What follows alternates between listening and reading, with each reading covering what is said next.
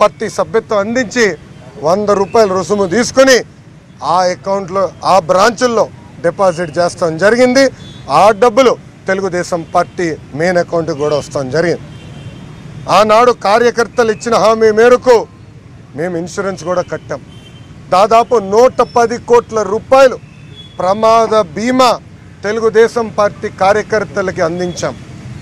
అంత అద్భుతమైన ప్రమాద బీమా పథకం పెట్టిన మొదటి పార్టీ తెలుగుదేశం పార్టీ. మమ్మల్ని చూసి ఇప్పుడు అనేక పార్టీలు కూడా ఆ మోడల్ కాపీ కొట్టినాయి. ప్రజలందరూ కూడా చెప్తున్నారు చంద్రబాబు నాయుడు గారు ఏనాడు తప్పు చేయరు, చంద్రబాబు నాయుడు గారు ఏనాడు అవినీతి చేయరని ప్రజలు చెప్తున్నారు.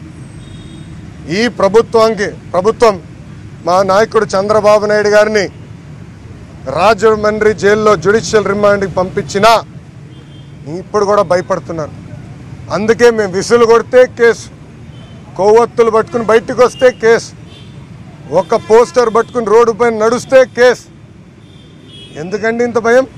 అంతెందుకు, నిన్న నేను గన్నవరం ఎయిర్పోర్ట్లో దిగి అమరావతిలో మా ఇంటికి వెళ్తుంటే ప్రతి జంక్షన్లో 100 మంది పోలీసులు రోపు రెడీ.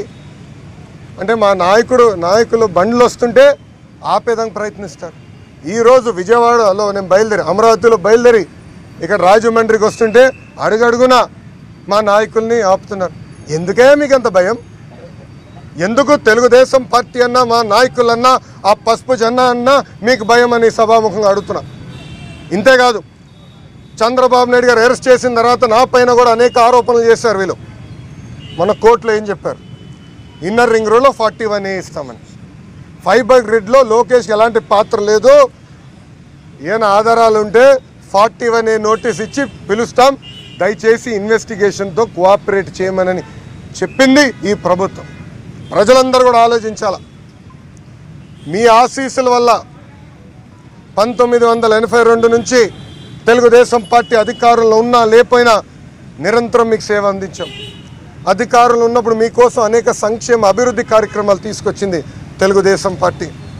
ప్రతిపక్షంలో ఉన్న ఆనాడు కర్నూలు వరదలు వస్తే ప్రభుత్వం కన్నా ముందల స్పందించిన వ్యక్తి చంద్రబాబు నాయుడు గారు.